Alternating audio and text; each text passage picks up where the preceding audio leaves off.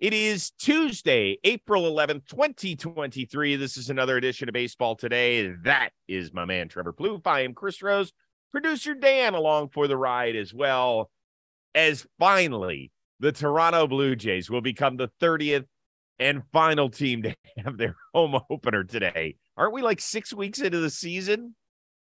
Matt Chapman wants to stay on the road. He's like, I just won AL Player of the Week. Let's just stay away from Toronto. Although he can go back, and I heard like the fences did they bring him in or move him back? Because I think they added home runs apparently. Yeah, to the park. So I just did a radio show in Toronto earlier today, and they were talking a little bit before I came on. They said, the newly revamped home of the Jays. I was like, okay, I'll have to watch and see what it looks like later today. So that's good. Good for them. Yeah. Here's some of the things we're not going to have time for on the YouTube/podcast version of the show. The Rays becoming the first team since the 87 Brewers to go 10-0 to start a season. We've been talking a lot about the Rays. Adam Duvall, the wrist injury that's going to land him on the injured list. We're going to hold off on that until we get a little more information on Tuesday, because it's silly to say, okay, well, if he's only out 2 or 3 weeks or a month, that's way different than, hey, we've lost him for 4 months. So they're going to get a little more news on Tuesday. We're not shortchanging the Red Sox. We're definitely not shortchanging the start of Adam Duvall because he's been fantastic. But that's the reason we're not going to go as in-depth with that. Okay? Just want everybody to know. I think it's important that people understand that. We are, however, going to start with the Dodgers. Max Muncy, who was off to a terrible start, but all he has to do is go up to San Francisco and hit the ball in the ocean a couple times, or at least into the hands of fans, which he did twice last night, including a grand slam. But in my opinion, the bigger story was Julio Urias, who continues to dazzle so far in his 3 starts this year. He's thrown 6 innings in each of those starts, 20 strikeouts, had his first 2 walks of the year last night. Is he the least talked about dominant player in baseball? If you watch our shows, I don't think so. I talk about this guy all the time. I love watching Julio Urias pitch. I think he is, to me, he kind of embodies what I like in a pitcher. We've seen him come out in relief. Obviously now he's starting all the time, but we've seen him close games. We've seen him do multiple innings out of the bullpen. We've seen him start. He can do whatever you need him to do, especially getting to the playoffs. We've seen him do it on the big stage. We've seen him win an ERA title just last year. I mean, this guy has done everything. He also, like Max Muncy, loves facing the Giants. But overall in his career, he's about to become a free agent. He's only 26 years old, which is crazy to me. But the way like he pitches, the aggressive nature that he goes after guys, it never seems like the moment's too big for him. I've fallen in love with this guy.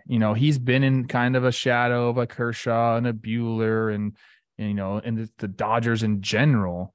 But if you pay attention at all and you watch this guy pitch, I think he's one of the best starting pitchers in baseball, and surely he's about to get paid like it this offseason. And I will commend you. You do frequently bring his name up, but I think that I'm talking in the bigger picture when you're having a baseball discussion with your boys or whatever, and you're like, oh, who's the best starting pitcher in baseball?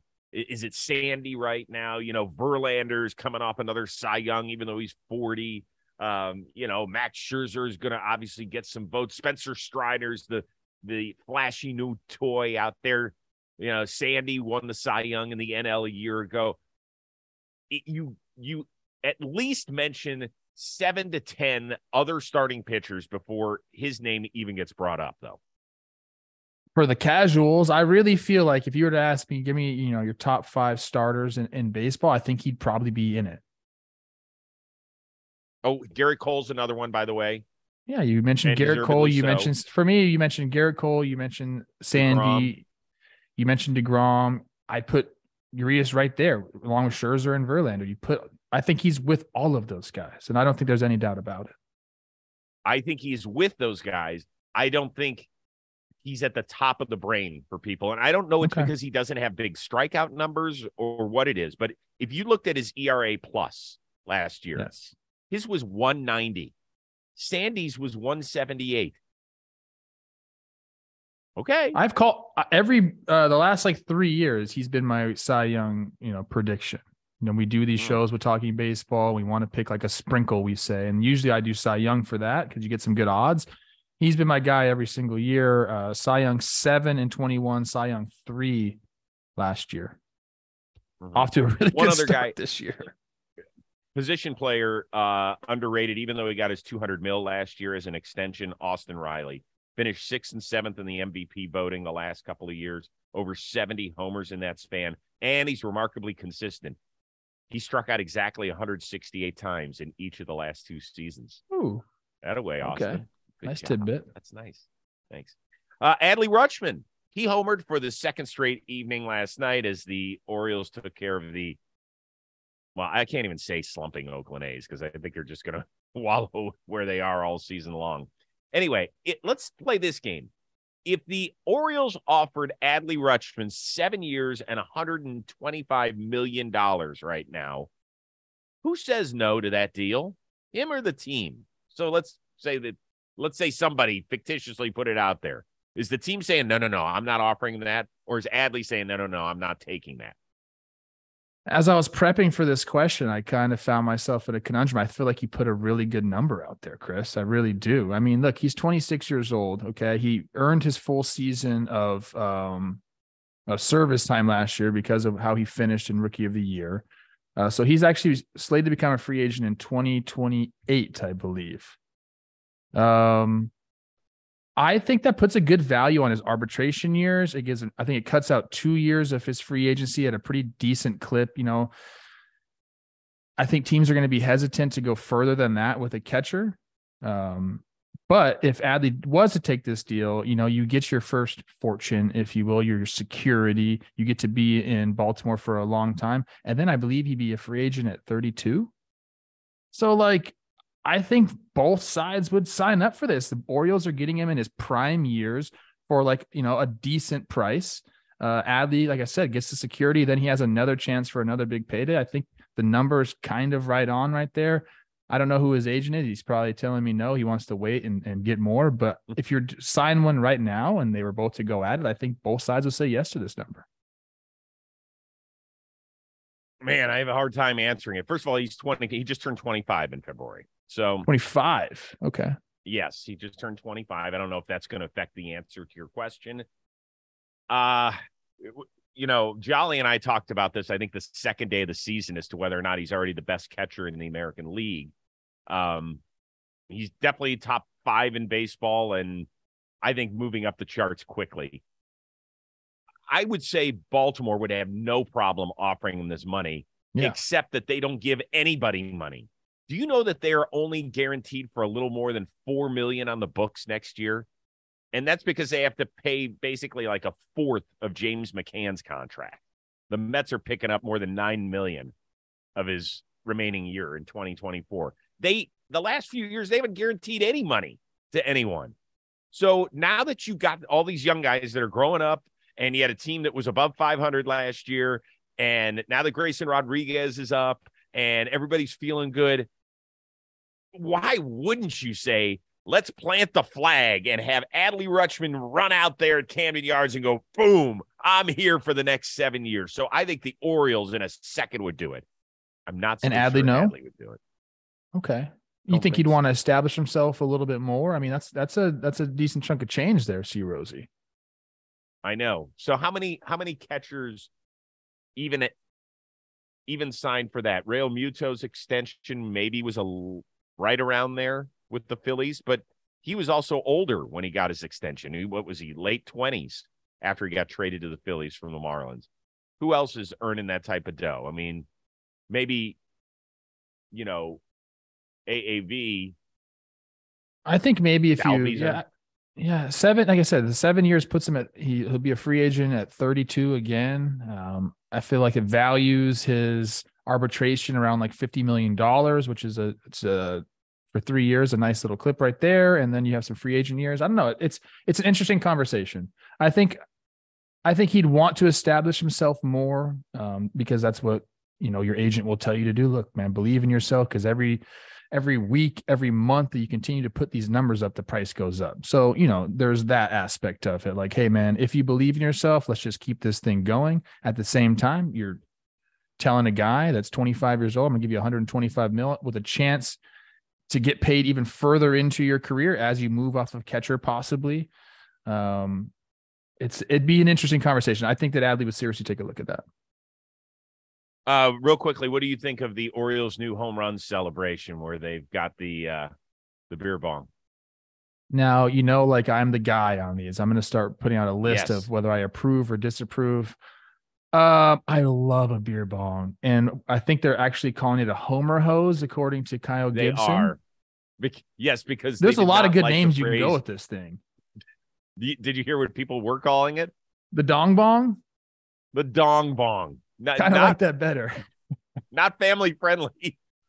Well, that's my thing with this. Okay, I like it. I think this is unique. I love that they're hydrating, so there's something there. But are the Orioles going to step in and say this is a bad influence on the youth? I don't know. Brandon Hyde says he's okay with it if the team's okay with it. Of course he does. I guess to answer your question, I approve of this one. I haven't seen it before, so I think it's unique. So I'll give it my approval. Here's why I don't love it. I have a problem with being sanitary. Yeah, germs. So I thought about that. yeah, I can't do that. Can I make a suggestion? Yes. Okay. So regular home runs, water. I get it. We're playing the game. Walk-off home run, I think you have to put a beer in that thing. Totally. Yep. The day's done. Let me chill for a sec. Boom. What's a good Baltimore beer? Whatever it is, you freaking throw it in there.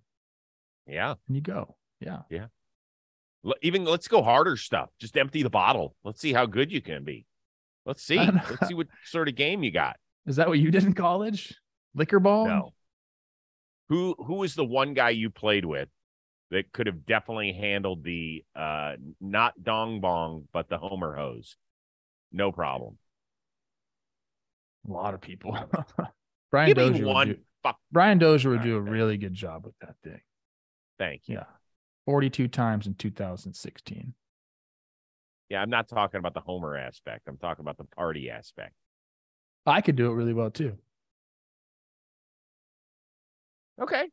Baseball fans, America's pastime is back. Step up to the plate for some season opener action with DraftKings Sportsbook, one of America's top-rated sportsbook apps. Right now, new customers can place a $5 pregame moneyline bet and get $150 in bonus bets if their team wins. Talk about hitting it out of the park. I should know something about that. 106 homers in the show. Plus, everyone can get in on the Major League action with a no-sweat bet from DraftKings.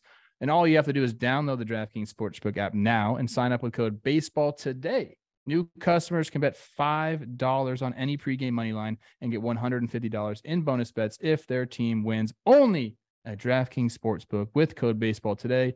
Minimum age and eligibility restrictions apply. See show notes for the tales. Former Astro Evan Gattis had quite the day on social media. I don't know what happened, but he went off again on the cheating scandal that he was a part of, the trash can banging, etc. Perhaps maybe the biggest thing that came out of it was somebody said, so you knew what was coming against CC Sabathia in Game 7 of the ALCS when you took him deep? Oh, yeah. Yeah, I knew.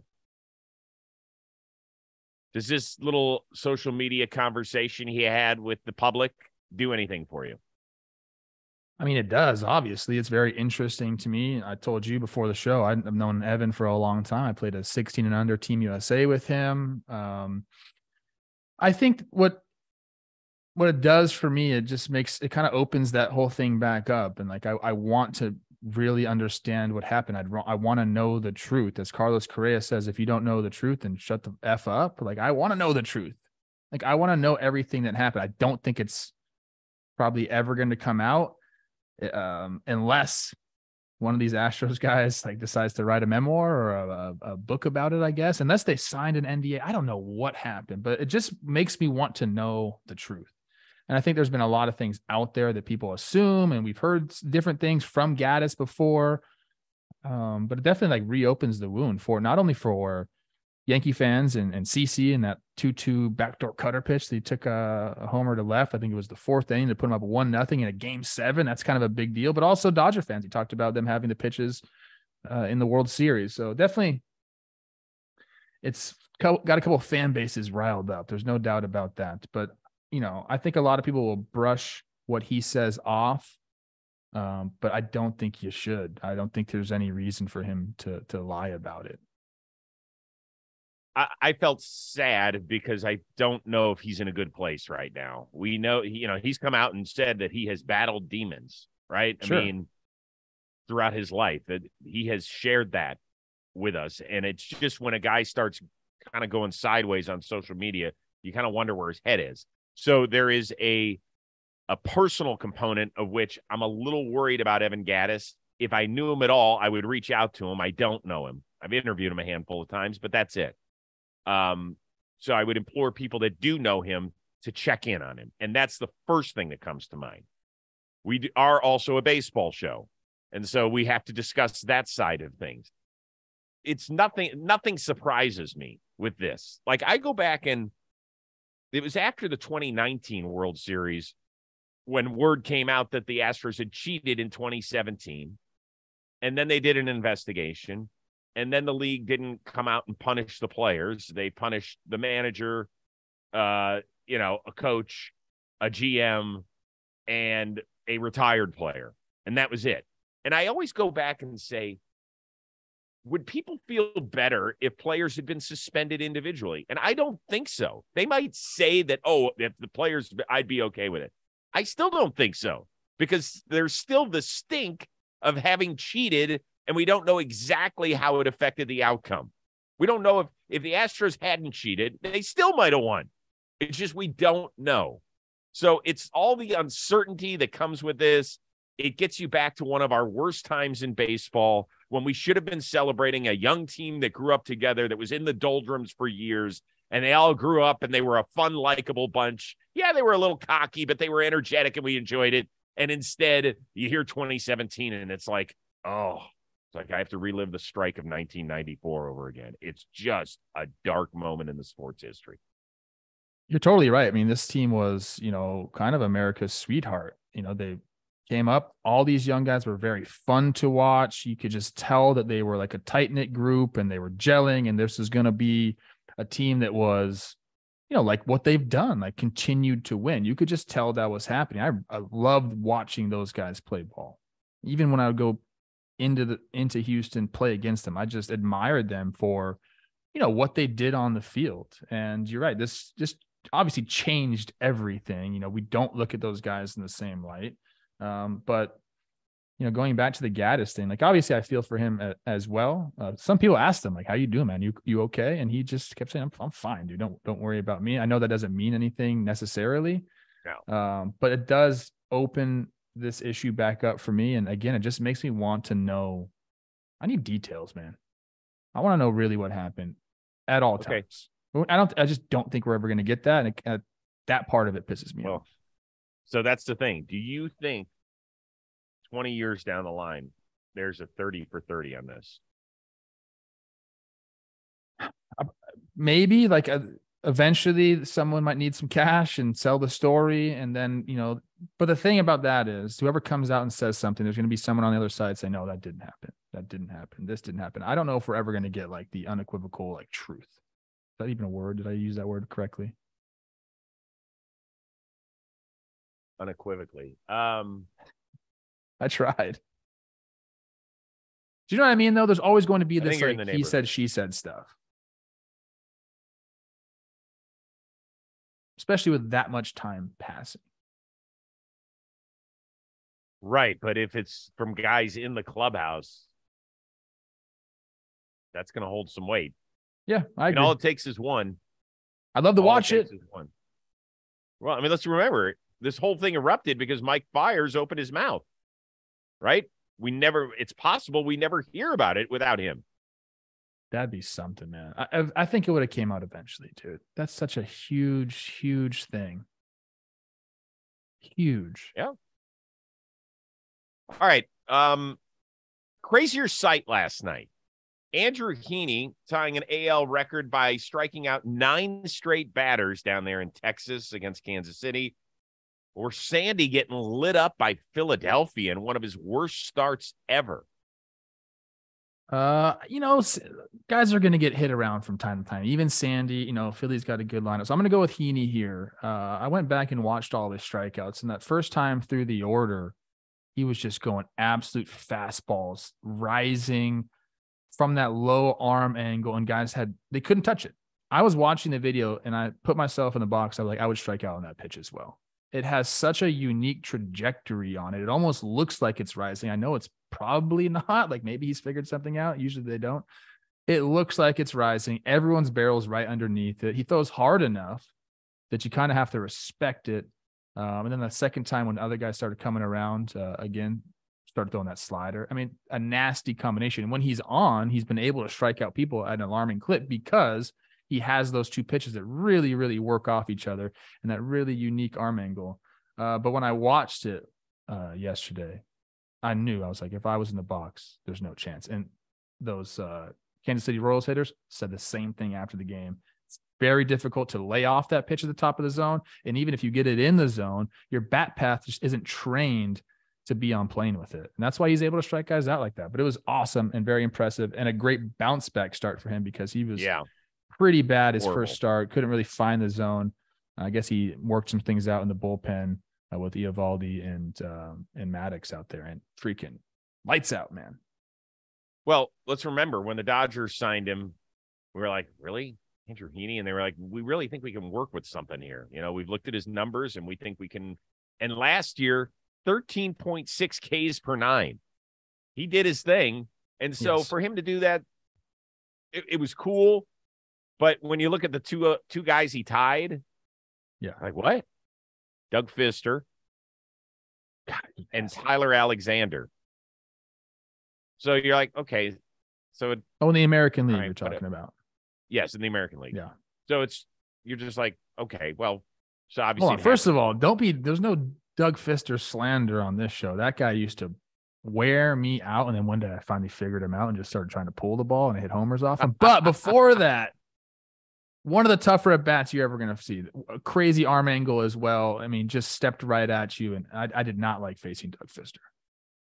Okay, but my point is that if you were allowed to guess the two people who had the American League record, Doug Fister would not be at the tip of your tongue, right? No, he wouldn't be. No.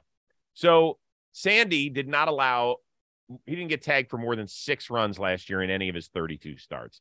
So for him to give up 9 on 10 hits and get knocked all over the yard, that was alarming. Like, that's one that's going to stick with you for a while. I know that a couple seasons ago, I think it was 2021, the Rockies got him for a 10 spot out in Colorado.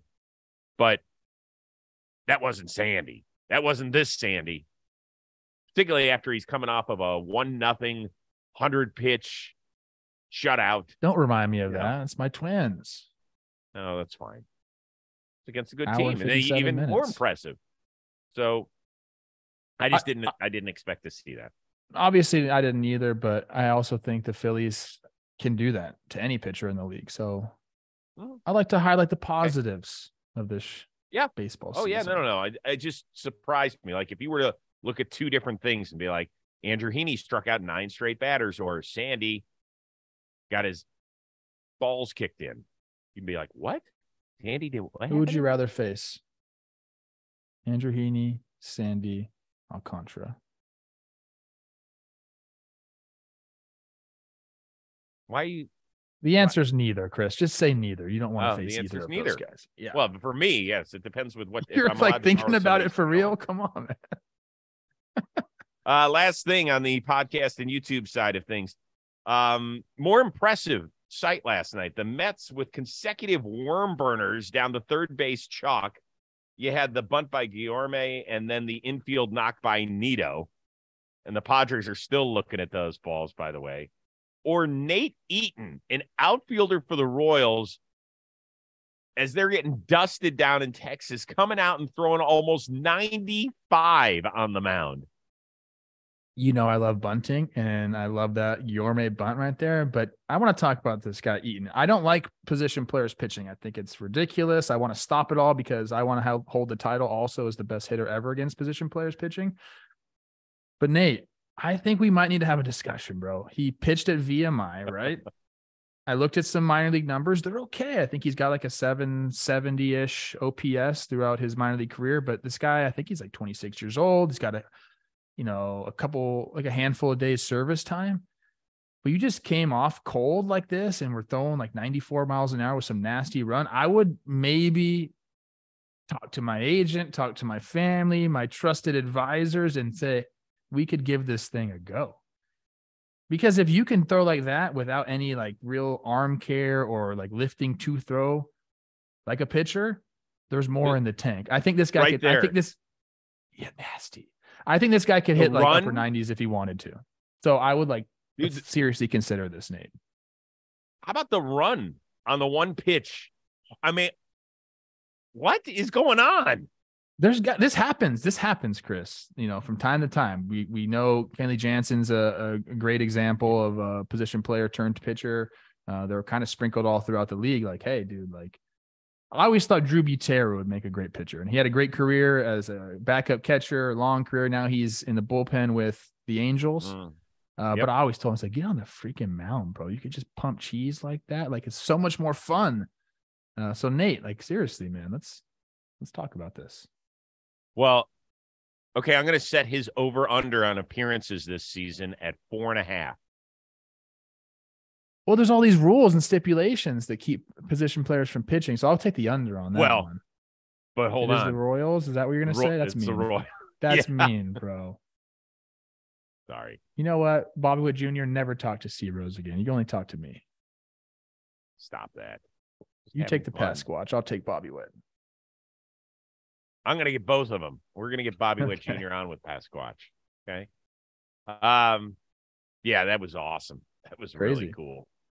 Yeah. More bunts. I also want to see more bunts, people. If you're struggling at the plate, not seeing the ball well, try to lay one down, get that confidence back. The Padres are going to go out on that third base line ahead of time today and make sure that thing's going to roll foul. Dude, hey, this is what you do before every series. Paul Molitor and I would walk out and roll the ball down the line because those grounds crews, man, they will mess with you. You have to freaking know. They know you're going to bunt and you're a visiting team coming in. They might roll that thing foul. If their team likes to bunt at home, that thing's going back to the fair side. We are back at it again on Wednesday. You will also have Talking Baseball. Is it the Triumvirate or just you and Jake? Wednesday episodes are all of us. So James will be back for the midweek episode, topic based. It'll come out tomorrow. And did we lose you, Chris? What's that? Are you back? Yeah, I'm back. Okay. Just, a little internet issue. Don't worry about it. It'll be fixed by Wednesday show. What do you got? Miguel Rojas on the Rose rotation. That's good. We're back 5 days a week doing this. We're putting our finishing touches on the Lars Nootbaar conversation that is excellent on many levels.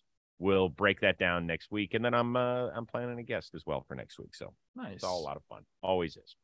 For our one of a kind producer, Dan Rourke, and my man Trevor Plouffe, I am Chris Rose. We will see you Wednesday on Baseball Today.